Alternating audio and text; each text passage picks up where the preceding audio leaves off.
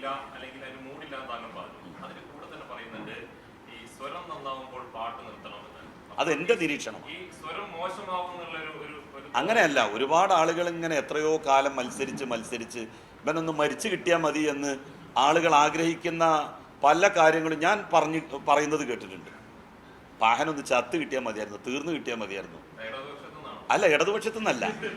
അങ്ങനെ ഇടതുപക്ഷത്ത് അത്രയും കാലം നിൽക്കുന്ന ആളുകളില്ല. അതെവിടെ ഉണ്ടാവുക എന്നുള്ളത് മഹേഷിന് അറിയാമല്ലോ.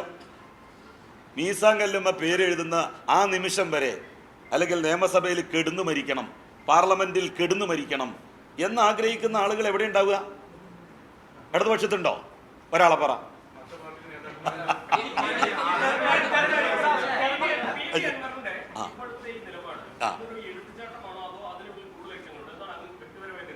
പി വി അൻവറിന് ഇപ്പോൾ എടുത്തു ചാടാനും പിന്നെ എടുത്തു ചാടാതിരിക്കാനും ഒക്കെ ഉള്ള സ്വാതന്ത്ര്യം അദ്ദേഹത്തിനുണ്ട്. അദ്ദേഹം എന്ത് ചെയ്യണമെന്ന് ഞാൻ ഒരിക്കലും പറയില്ല. അദ്ദേഹം ചെയ്തത് തെറ്റാണെന്നും അദ്ദേഹത്തിൻ്റെ ശരികളും ബോധ്യങ്ങളുമാണല്ലോ അദ്ദേഹം ചെയ്യുന്നത്. എൻ്റെ ശരിയും എൻ്റെ ബോധ്യവുമാണ് ഞാൻ നിങ്ങളോട് പറഞ്ഞത്.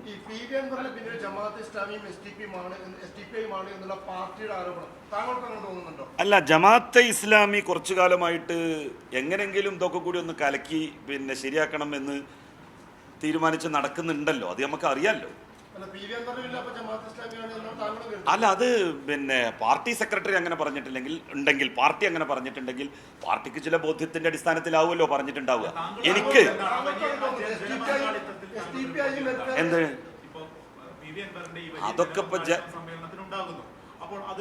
ഉണ്ടാവട്ടെ. പി വി അൻവറിന്റെ സമ്മേളനത്തിന് കൂടുതൽ ആളുകൾ ഉണ്ടായി എന്നുള്ളതിൽ എനിക്കെന്ത് അസ്വസ്ഥതയുള്ളത്? എനിക്ക് യാതൊരു അസ്വസ്ഥതയും.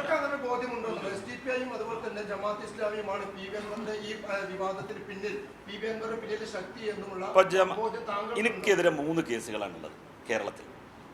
3 കേസുകൾ. അതിലൊന്ന് നിയമസഭയിലുണ്ടായ ചില അനിഷ്ട സംഭവങ്ങളുമായി ബന്ധപ്പെട്ട കേസാണ്. 2 കേസുകൾ കൊടുത്തിട്ടുള്ളത് ജമാഅത്തെ ഇസ്ലാമിയാണ്. മീഡിയ 1 എനിക്കെതിരെ ഒരു ക്രിമിനൽ കേസും കൊടുത്തിട്ടുണ്ട്, ഒരു സിവിൽ കേസും കൊടുത്തിട്ടുണ്ട്. പക്ഷെ പൈസ കൊടുത്ത് ബാധിക്കേണ്ടി വന്നില്ല. അപ്പോഴേക്കും എൻ്റെ മകൻ വക്കീലായി. അവനാണ് ഇപ്പം എൻ്റെ കേസ് നോക്കുന്നത്. അഡ്വക്കേറ്റ് മുഹമ്മദ് ഫാറൂഖ്. അവർക്കെതിരായിട്ടിപ്പോൾ തീവ്രവാദി IS സ്പോൺസേഡ് ചാനൽ എന്ന് ഞാൻ പറഞ്ഞിരുന്നു. അത് IS ആണ് എന്ന് പറഞ്ഞുകൊണ്ടാണ് അവർ കേസ് കൊടുത്തത്. ഞാൻ IS എന്നേ പറഞ്ഞിട്ടുള്ളൂ. ഇസ്ലാമിക് സർവൻസ്, ഇസ്ലാമിക സേവകർ എന്നാണല്ലോ സാധാരണഗതിയിൽ നമ്മളുടെ ജമാഅത്തെ ഇസ്ലാമിക്കാർ സ്വയം വിശേഷിപ്പിക്കുക. ഇസ്ലാമിക സേവകർ എന്ന് പറയും.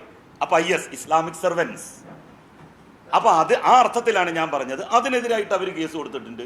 2 കേസ് കൊടുത്തിട്ടുണ്ട് എനിക്കെതിരെ. ഒന്നല്ല, കോഴിക്കോട് കോടതിയിൽ. ഇപ്പം മകൻ വക്കീലായതുകൊണ്ട് പൈസ ഇല്ലാതെ കേസ് നടത്താൻ പറ്റുന്നുണ്ട്. എന്താണ്? അല്ല, അവരെന്തും ചെയ്യും. ഇപ്പൊ ജമാഅത്തെ ഇസ്ലാമി എന്ത് കാര്യവും ചെയ്യും. അൻവർ അങ്ങനെ ചെയ്യുന്നുണ്ടോ എന്ന് ഞാൻ പറഞ്ഞിട്ടില്ല. പക്ഷെ അത് പാർട്ടിയുടെ ബോധ്യമാണ്.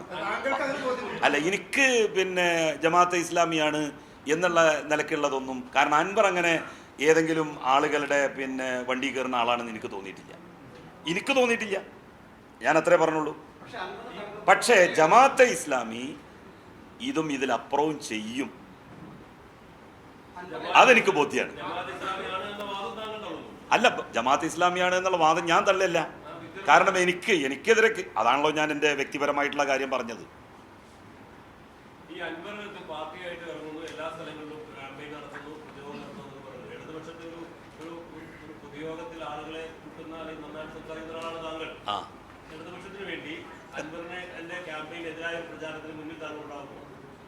പാർട്ടി പറഞ്ഞാൽ തീർച്ചയായിട്ടും ഉണ്ടാവും, ഇറങ്ങും.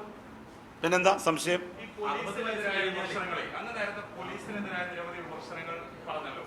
അൻവർ ഉന്നയിച്ച സമാനമായ സാഹചര്യത്തിലാണ് അന്നും ഫേസ്ബുക്കിൽ പോലീസിനെതിരെ ഗുരുതര വിമർശനങ്ങളുമായി രംഗത്ത് വരുന്നത്. അപ്പൊ എന്തുകൊണ്ടാണ് അത്രയധികം കാത്തു നിന്നത്? അൻവറിന്റെ കൂടെയുള്ള ഒരു ഓപ്പറേഷന് വേണ്ടിയായിരുന്നു? ഒരിക്കലും അല്ല. കാരണം അൻവർ ഇപ്പോഴാണ് പറഞ്ഞത്, ഞങ്ങളുമായിട്ട് ഡിസ്കസ് ചെയ്യുന്നത് ഇപ്പോഴാണ്. ഞാനുമായിട്ട് അൻവർ ഈ കാര്യങ്ങൾ സംസാരിക്കുന്നത് അല്ല. ഞങ്ങൾ തമ്മിൽ മലപ്പുറത്തെ ഈ വിഷയങ്ങൾ ചർച്ച ചെയ്യുന്നത് സമീപകാലത്ത് മാത്രമാണ്.